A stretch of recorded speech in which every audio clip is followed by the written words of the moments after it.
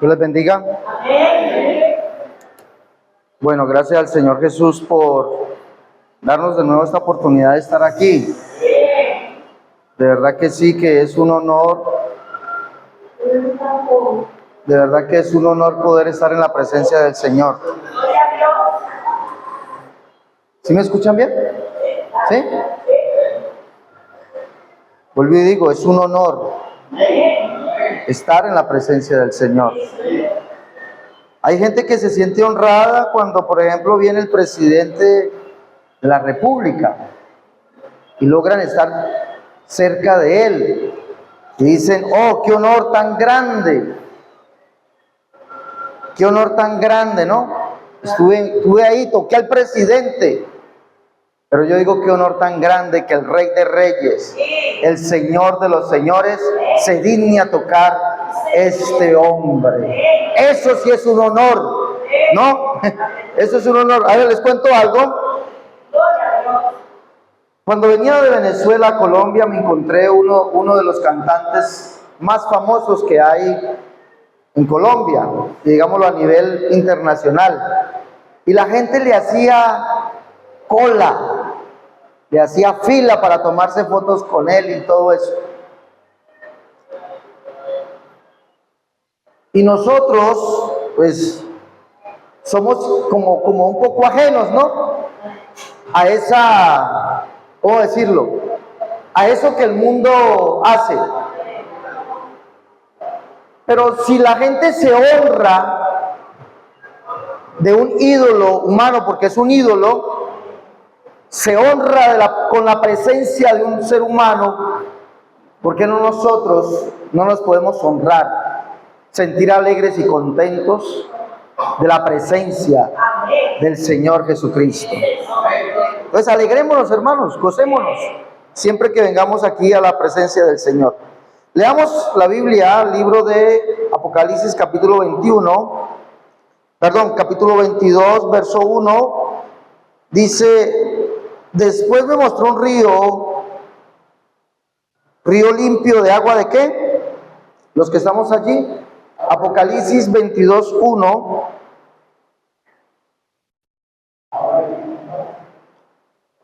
¿Se encontraron?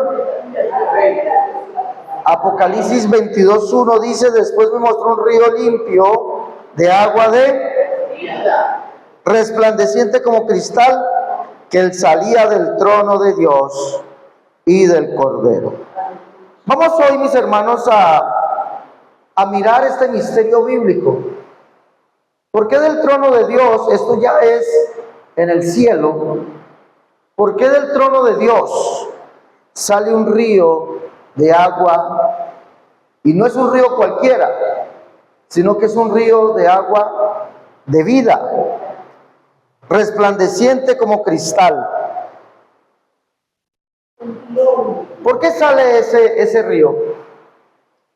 Bueno, la Biblia tipifica, o la Biblia nos habla, aquí nos está mostrando un lenguaje simbólico de lo que se encuentra o de lo que está en el trono de Dios. Cuando nosotros leemos esto y pensamos, bueno, ¿cuál será ese río? ¿Por qué ese río sale del trono de Dios?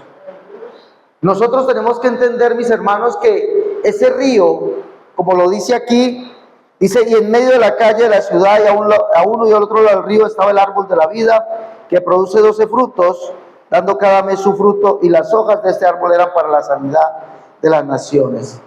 ¿Por qué ese río? ¿Qué tipifica ese río? Para ustedes, ¿qué tipificaría ese río? Vida.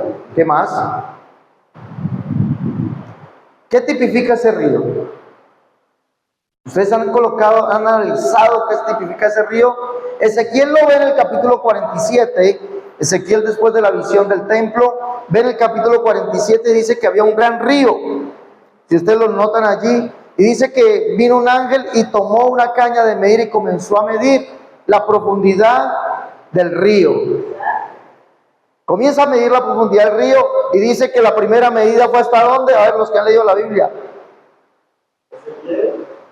Hasta Ezequiel capítulo 47. ¿Hasta dónde fue la medida del río? ¿Hasta dónde le daba cuando Ezequiel se mete en el río? Hasta los tobillos. ¿Sí o no? Pero Ezequiel quiso investigar aún más la profundidad del río. Y dice que un poquito más adentro y ya el río ¿a dónde le daba? Que le daban los lomos.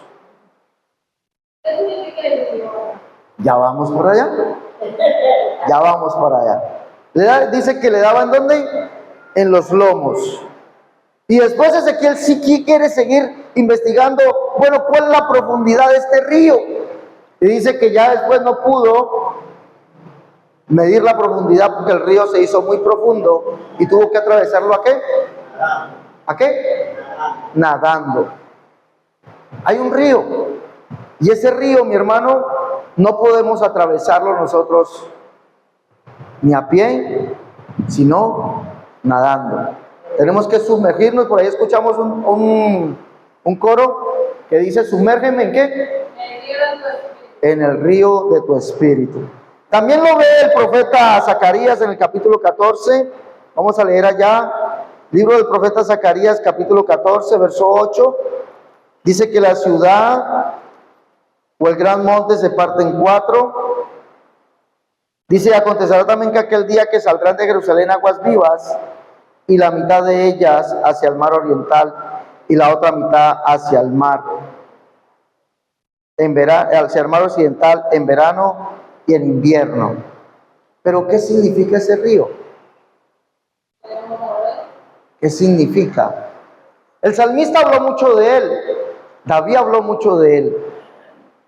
David anhelaba ese río, el Espíritu. David anhelaba ese río y dice que estaba en tierra árida y seca. Es decir, estaba expatriado, perseguido, estaba por fuera de su nación, perseguido por Saúl, y fuera de eso moraba en un sitio o en unas cuevas. Estaba en un desierto.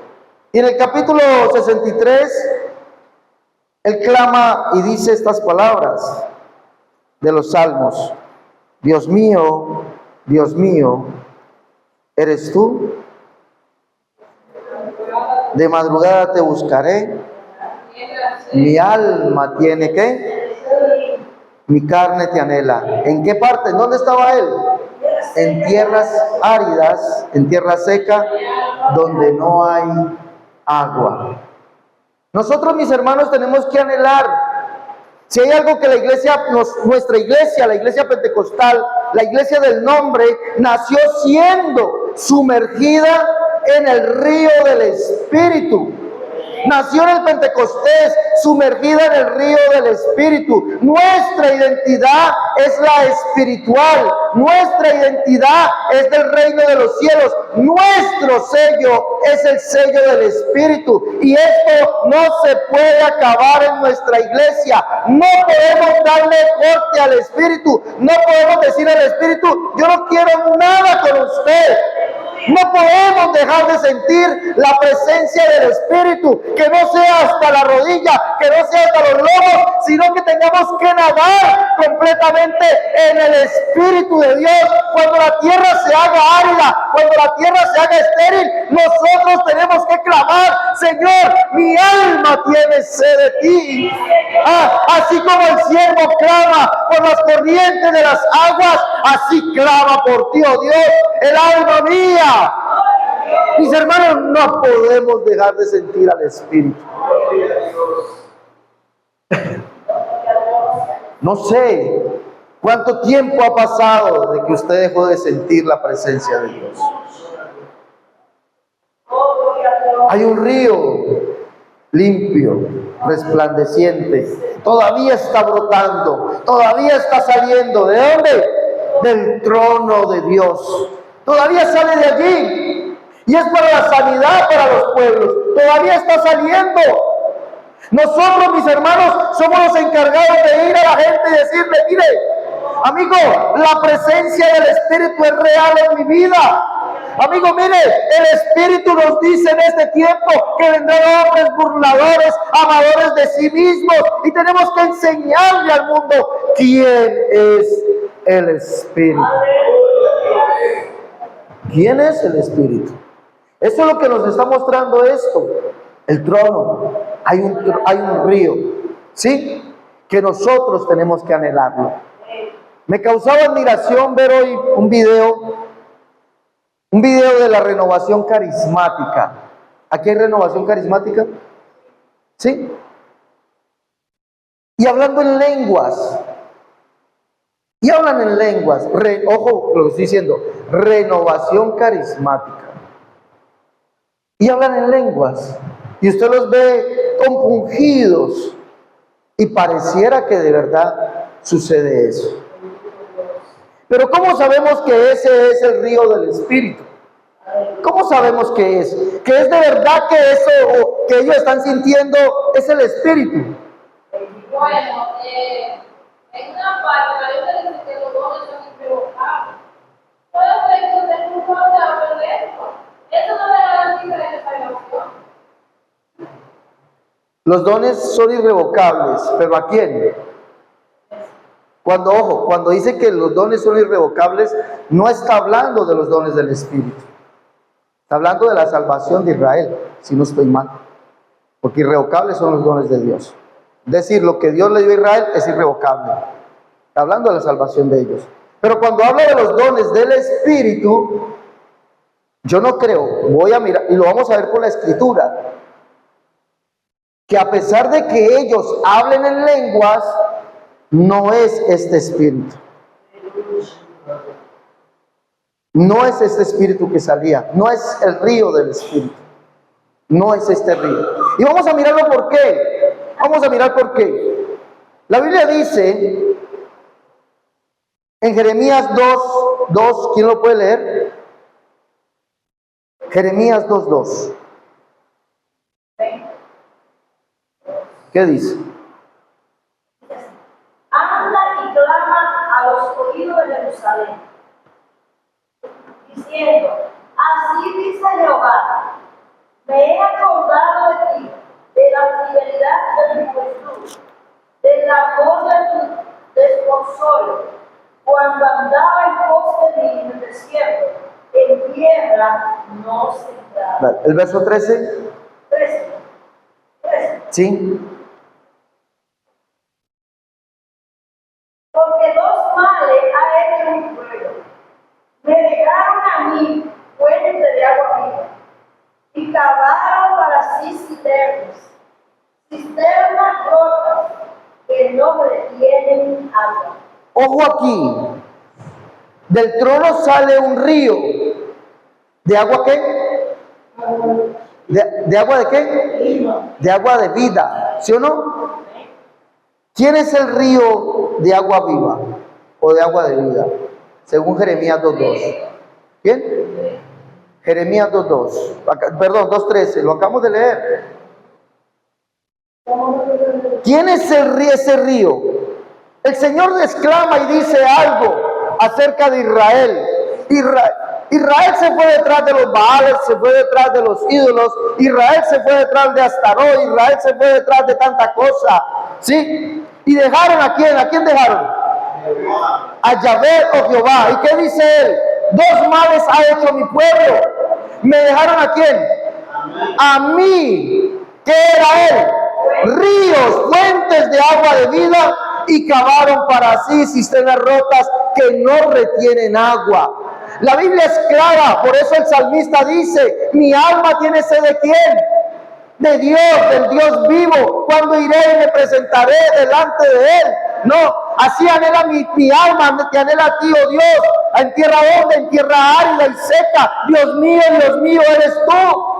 Mi alma tiene sed del Dios vivo. El Dios vivo, mis hermanos, es la fuente de agua de vida. Él es la fuente de agua de vida. Y el que diga otra cosa por fuera de la Escritura, óigame, seguramente lo digo y estoy seguro de eso, que ese no tiene al Espíritu. Aleluya, gloria a Dios.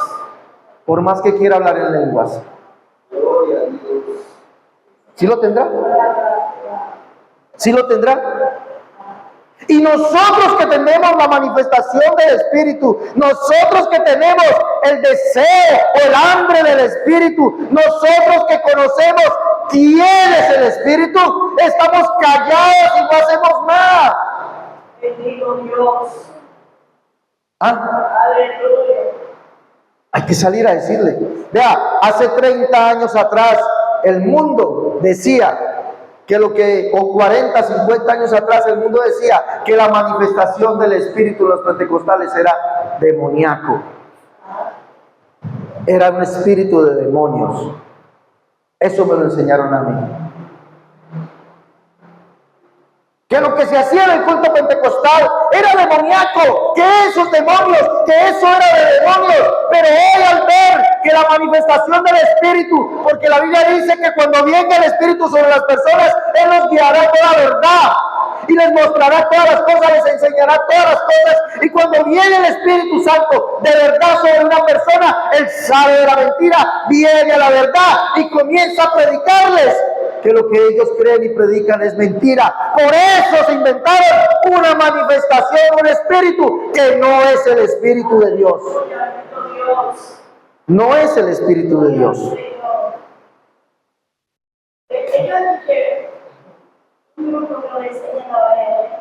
Señora,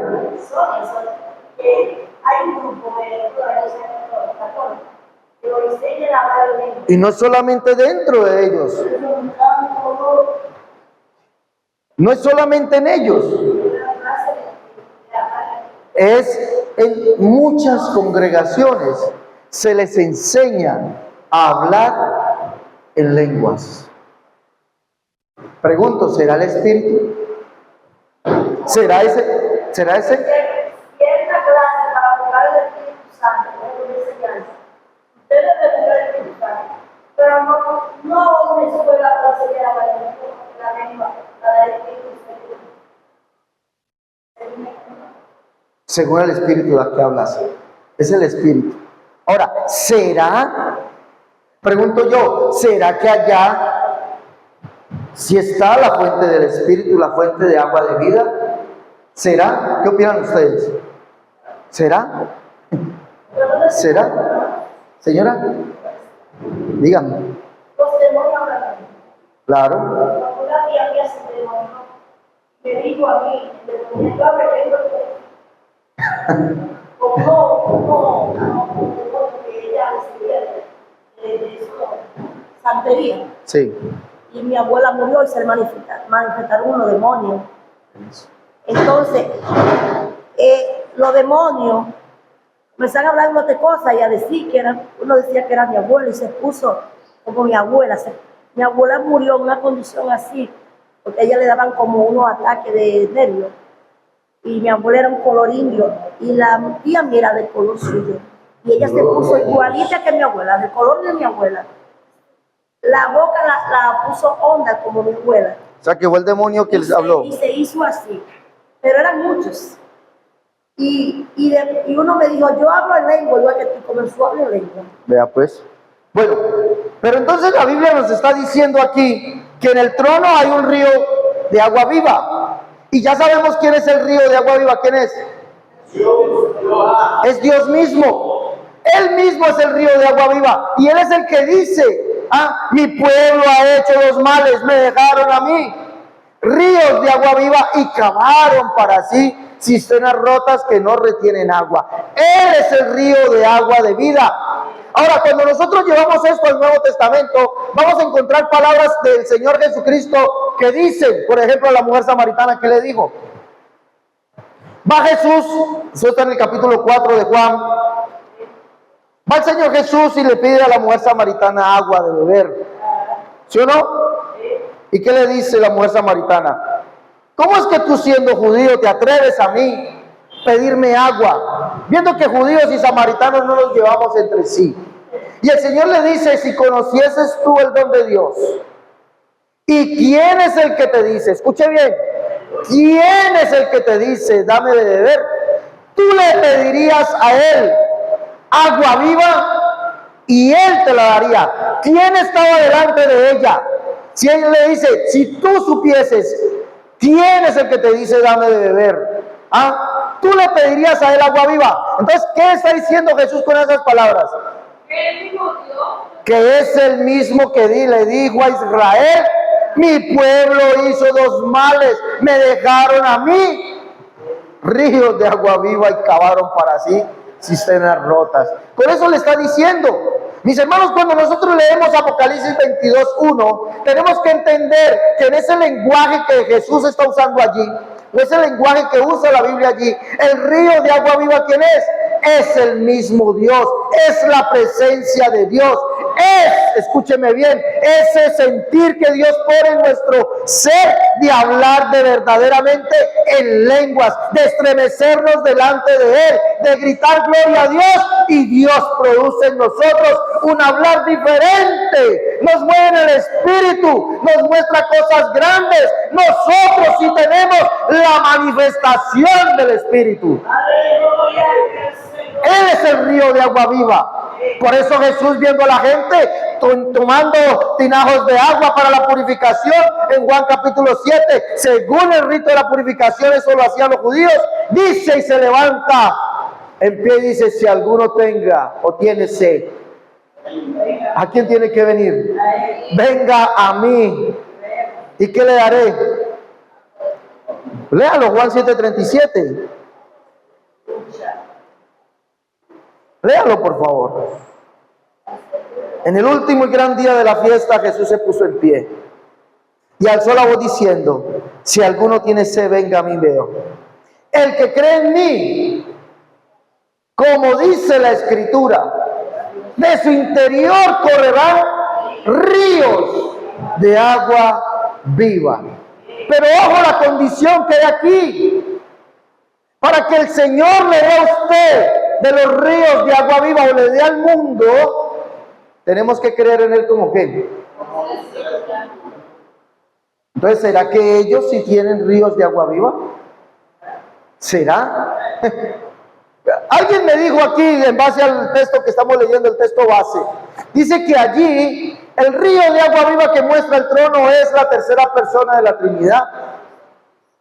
Que allí mostraba la tercera persona de la Trinidad, porque el Espíritu es el río de agua viva. Pero la Biblia nos está mostrando que el río de agua viva es el mismo y único Dios, el cual es Jesucristo, el cual Pablo dice, el Señor es el Espíritu, y donde está el Espíritu del Señor, allí hay libertad.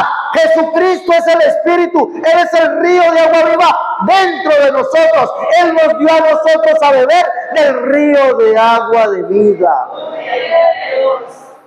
Nosotros tenemos el verdadero manantial. Nosotros estamos allí en el verdadero manantial, estamos recibiendo de esa agua viva, estamos tomando todos los días de esa agua de vida. Y hermanos, no hay que cansar de tomar agua de vida, tenemos que intensificar, tenemos que nadar en el río del Espíritu, pero hay gente que se está muriendo de sed. Y nosotros por pena tal vez. No es que el Espíritu Santo es la tercera persona de la Trinidad. Vale, pues usted me permite explicarle. Mire, Jesús dijo, el que tenga sed, venga a mí y beba. Y esto dijo del Espíritu Santo, de los que deben de recibir. ¿Pero por qué? Pero debían de creer en Él, como dice la Escritura. Nosotros tenemos el verdadero mover del Espíritu Santo. No es otro. No hay otro pueblo. No hay otro.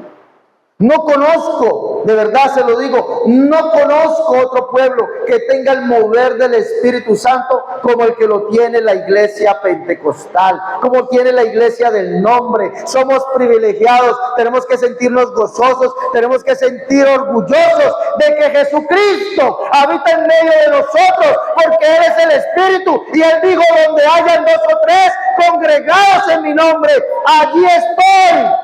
Allí estoy yo, porque Él es el Espíritu, y no solamente se mueve aquí en este pasillo, sino que también se mueve dentro de nuestro ser. Eso es poderoso, eso es cansarnos de sentir el Espíritu. No podemos sacar el espíritu de nuestra vida. No podemos escuchar espíritus demoníacos, porque ciertamente dice la Escritura, en el postrer de los tiempos vendrán hombres amadores de sí mismos, dice el Espíritu. No, y muchos se inclinarán el oído a escuchar doctrinas de demonios. Muchos. Y esos muchos se refiere a la iglesia. Habla de la apostasía. Muchos se pondrán a escuchar doctrina de demonios. Oigan, y como si fuera poco, no solamente las van a escuchar, sino que también las van a practicar, las van a obedecer. Y nosotros no tenemos por qué ni siquiera escuchar doctrinas de demonios. Hay muchas personas que están en doctrina de demonios. Y yo me pongo a analizar y digo, Dios mío, ¿cómo le predica a la gente? Y se le hace tan difícil creerlo. Entonces ellos vienen a creer a estos demonios. Porque yo tengo varios amigos que creen ahora. Dicen que Jesús fue un profeta como Moisés. Mira que sí. ¿Ustedes lo creen? Tengo otros amigos que creen en otra cosa, que en otra secta diabólica. Y yo digo, pero ¿cómo uno le predica y no creen? Tienen su entendimiento entenebrecido, porque por más que uno le predica, no. Ellos tienen que cerrar y creen que van a salvar. Creen, pero no, porque no tienen ¿qué? Vida. Recuerden que el espíritu ¿qué es? Vida. No tienen vida. Me dicen que la Biblia es un libro más. Que ellos solamente tienen que hacer un libro, su mamá y no tienen la Biblia. Mire, ¿por qué Jesucristo dijo yo soy la vida? Porque Él es el agua ¿de qué? De vida. Él es el agua ¿de qué? De vida. Por eso dijo yo soy la vida. En el Salmo 36, vamos a leerlo. Mire lo que dice, contigo está el manantial de la vida. Aleluya. Contigo está el manantial de la vida, dice allá el salmista. No es con otro, contigo está el manantial de la vida y en tu luz veremos luz. Salmo 36, 9 dice el salmista, le dice aquí, contigo está el manantial de la vida y en tu luz veremos luz. Por eso cuando el Señor le dice a sus apóstoles, yo soy la vida, está diciendo yo soy el Espíritu. En otras palabras se lo está diciendo, yo soy aquel que da vida, yo soy el río de agua viva, yo soy aquel el que Israel dejó por ir a cavar cisternas rotas, yo soy aquel que da vida, pero no cualquier clase de vida, vida eterna, vida espiritual, pero no de cualquier forma, porque mi espíritu, dice el Señor, en los postreros días derramaré de mi espíritu sobre toda carne. Es ese espíritu en nosotros que nos da vida. Si usted, mi hermano, no tiene el espíritu, estamos graves. Si usted recibió el espíritu hace 20 años y hace 18 no lo sienten, está grave. Está grave. Me disculpa, está muerto. Me disculpa, ¿no? Porque no tiene ¿qué? No tiene vida. La iglesia no puede perder el espíritu. La presencia del espíritu no se puede perder en la iglesia. No podemos hacerle un corte al espíritu. Hoy el mundo va de aquí para allá, afanes vienen, afanes van. Ya no nos queda tiempo para orar, ya no nos queda tiempo para congregarnos. Le dado la vida al espíritu, le hemos hecho aparte, ya no nos importa nuestra vida comunidad con Dios, ya no la tomamos en cuenta. Pero ojo, hoy todavía hay un espíritu, hoy todavía hay un manantial, hoy todavía el trono de Dios sigue inundando el mundo con su agua de vida. Todavía podemos nadar en él. Mi hermano, no le dé miedo sumergirse en el espíritu. No le dé miedo. A nosotros de pronto nos da miedo, ¿no?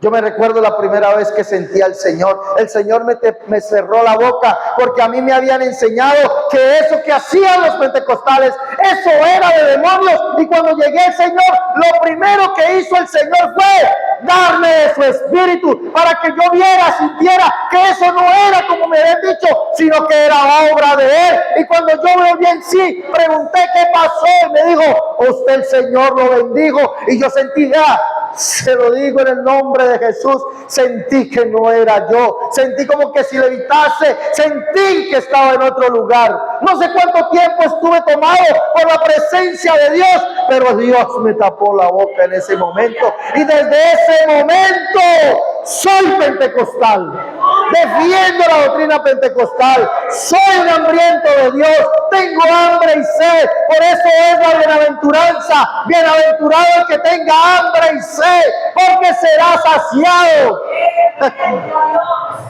Nos hemos saciado de pocas cosas. Pásalo del hijo pródigo, nos estamos saciando de algarrobas.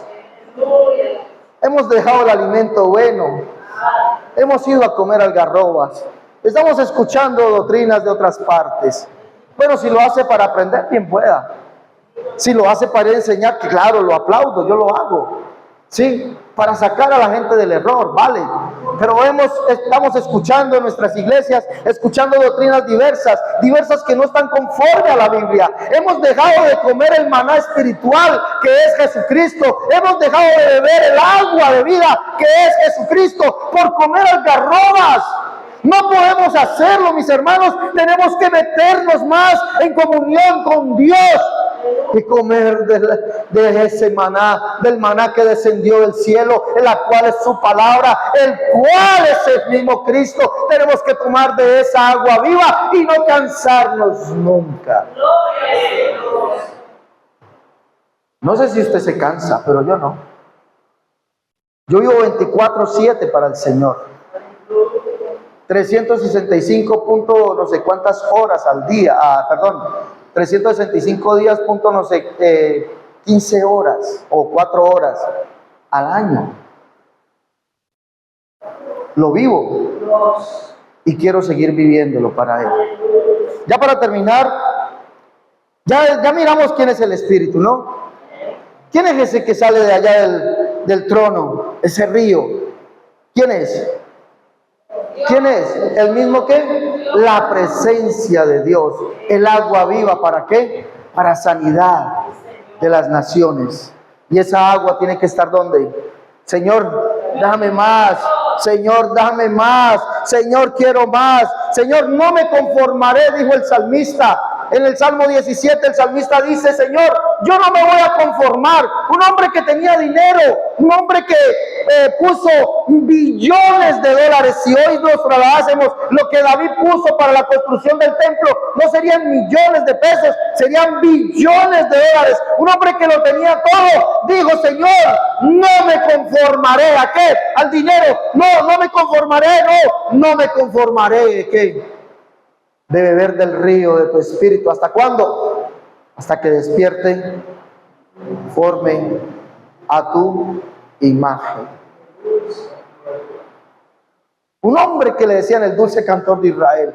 Un hombre que salían y le decían, David mató a sus Saúl mató a sus miles, David a sus 10,000. Un hombre que era amado en todo Israel. Un hombre que aún es amado en Israel. Pero ese hombre no se conformaba. Siempre decía, mi alma tiene sed de ¿quién? De Dios. Mi alma anhela al Dios vivo. Mi alma quiere esto. Mis hermanos, un hombre como David nos dio ejemplo. Nos dio ejemplo. Y nosotros no anhelamos. Como que hay veces como que no queremos nada con Dios. Un hombre que dijo, mejor me es 1000 días fuera de tus atrios. Mejor me es estar por allá 1000 días andando en la calle. No, eso lo dijo David. ¿Qué fue lo que dijo? Que 1000 fuera de ellos. Mi casa anhela, mi alma anhela ¿qué? La casa, tu casa, Señor. No, es mejor un día en los atrios. Es decir, ¿sabe qué eran los atrios? Allá, afuera. Afuera, él no podía entrar a la presencia de Dios, pero prefería estar allá afuera un día que 1000 fuera de ellos. Y nosotros que tenemos entrada al lugar santísimo con la presencia de Dios, nos da pereza hacerlo. No, mi hermano, es mejor estar aquí, es mejor arrodillarse y sentir la presencia del Señor que estar 10 horas pendido de otra cosa. Busquemos la presencia de Dios. Importantísima. ¿Sabe que la presencia de Dios es lo más importante que puede estar en su vida? Son pasos que vamos siguiendo. Son pasos. Pero la presencia de Dios tiene que marcar a usted una prioridad. La prioridad en su agenda cristiana tiene que ser la presencia de Dios. ¿Sabe por qué? ¿Quién me dice por qué? ¿Quién me dice? Sin la presencia de Dios no hay vida. Vale, no hay vida. Pero ¿por qué? Hay algo que tiene que ser allí. Punto número 1. A ver, a nosotros nos han enseñado que tenemos que hacer una maleta. Que la maleta espiritual. ¿Para qué? No sé, que para viajar. ¿A dónde vamos a viajar? ¿Para dónde vamos a viajar? ¿Para dónde vamos a viajar? Para el cielo, ¿sí o no? Entonces es la maleta espiritual. Y en esa maleta usted tiene que echar santidad, tiene que echar consagración, servicio a Dios, tanta cosa. Pero se le olvida algo. ¿Qué se le olvida? Juan capítulo 14, verso 1. ¿Creéis en Dios? Creed también en mí. En las moradas de mi Padre, muchas moradas hay. Y si no fuese así, yo lo hubiera dicho. Pero no se preocupen. Yo me iré, pero volveré. ¿Y qué hará? ¿Y para que donde yo estoy, qué? ¿Y os tomaré a quién? Escuche bien. Os tomaré. ¿A quién? ¿A quién va a tomar el Señor? ¿A quién va a tomar el Señor? ¿A quién va a tomar el Señor? ¿A quién? No, ¿a quién? Deme el nombre de aquel que el Señor va a tomar.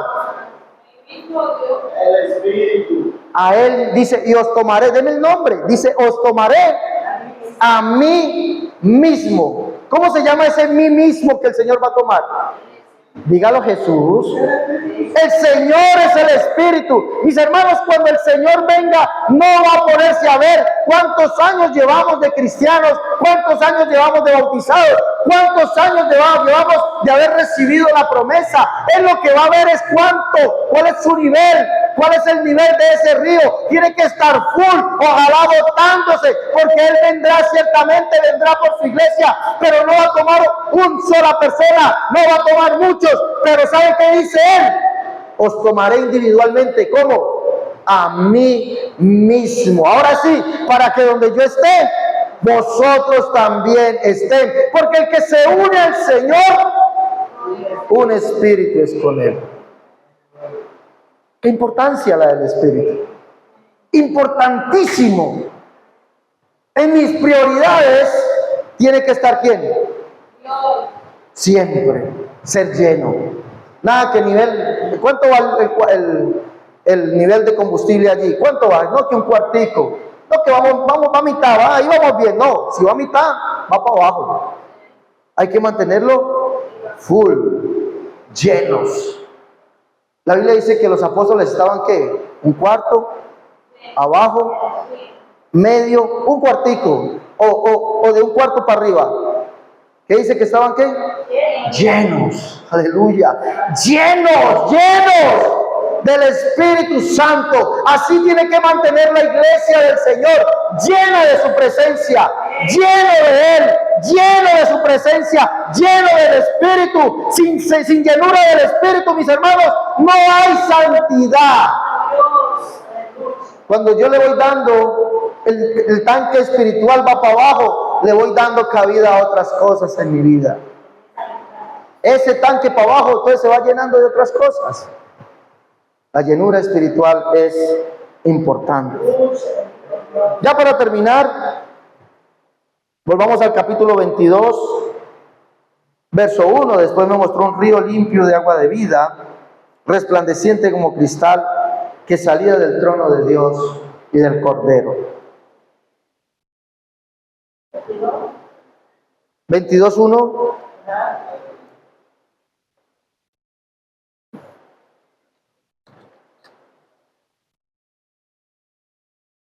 ¿Quién es este Dios y el Cordero? ¿Serán dos personas distintas? ¿Será que están sentados allí, salida del trono de Dios y del Cordero? Capítulo 21, verso 22, allí lo podemos solucionar este enigma. Allí podemos solucionarlo. Allí nos dice quién es Dios y quién es el Cordero. 21, 22, ¿qué dice? Y no vi en ella templo, porque el Señor Dios Todopoderoso es el templo de ella y el Cordero. ¿Qué dice? El que lea entienda. Está hablando de las finanzas de Dios. Sí. Y no vi en ella templo, porque el Señor Dios Todopoderoso es el templo de ella y el Cordero. El Señor Dios Todopoderoso es. ¿Es qué? El templo. Que además también, ¿qué es? El Cordero. Es el templo. ¿Por qué es el templo? El Señor Dios Todopoderoso Jesucristo. Apocalipsis 1, 7 y 8 dice: "He aquí viene con las nubes, todo ojo le verá, y los que le traspasaron". ¿A quién traspasaron? A Jesús. Y los que le traspasaron, y todo linaje de la tierra, lamentación por él. Sí, amén. ¿Y qué dice el Señor? Yo soy el alfa y la omega. Dice el Señor, el alfa y la omega, principio y fin. Dice el Señor, Dios Todopoderoso, el que es, el que era, el que ha de venir. El Dios Todopoderoso, Jesús. Él es el templo. ¿Por qué es el templo? El Señor mismo lo dijo: destruí cuál templo. ¿Destruí cuál templo? Este templo, y en 3 días yo lo levantaré. ¿Por qué es el templo? Porque es el tabernáculo de Dios entre los hombres, Dios vestido de humanidad. Por eso aquí dice el Señor Dios Todopoderoso, Jesús es el templo, porque es el mismo Dios que se vistió de humanidad para estar entre los hombres. ¿Y qué es? ¿Qué es? El Cordero. ¿Por qué es el Cordero? Porque Él quitó ¿qué? El pecado del mundo. Él mismo hizo todo. Él mismo es el Dios Todopoderoso, Él mismo es el templo, Él mismo es el Cordero, y Él mismo es el río de agua de vida. Y eso es lo que nosotros tenemos que apreciar. Que como esta iglesia, mis hermanos, a pesar de que nos imitan, ¿no? Nos imitan y bastante. No hay dos. Nos imitan hablando en lenguas. Nosotros también hablamos en lenguas, dicen. Nosotros también. Sí, nosotros profetizamos. Sí, vale. Pero vamos a mirar quién es el Dios Todopoderoso, quién es el Cordero y quién es el río de agua de vida. ¿Quién es? Jesucristo, el único Dios, el Dios de esta iglesia, y no hay más. Sumerjámonos en el río del Espíritu. No nos dé, hermanos, el que ha de venir vendrá, falta poquito, y así se demore mucho. Pero dice que habían 10 vírgenes, ¿no? Y cabecearon todas cabecearon. O sea, es decir, se durmieron, pero dice que habían 5 preparadas. A pesar de que estaban cansadas, ¿estaban qué? Preparadas. ¿Para escuchar la voz de quién? Del esposo. ¿Y cuando vino el esposo, lo escucharon o no? Pregunto, ¿vamos a escuchar la voz del esposo? Del esposo de esta iglesia, de aquel que le dio a beber del río de agua viva, de aquel que nos dio a beber de su vida, de aquel que nos hizo uno con él. ¿Estaremos preparados para ese día? ¿O estaremos ya escuchando doctrinas engañadoras, doctrinas de demonios? Dios nos libre de eso. Bueno, Dios les bendiga. Aquí, con la ayuda del Señor, estaremos un poquito de tiempo más. Creo que hay culto mañana acá abajo. Entonces los espero, vamos a impactar. Estamos impactando la gente de estos lugares con el Evangelio de Jesucristo. Hay oposición, pero, escúcheme bien, pero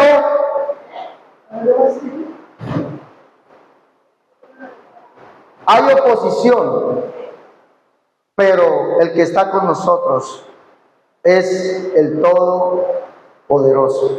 No nos cansemos de anunciar a Jesucristo. No nos cansemos. Dios les bendiga.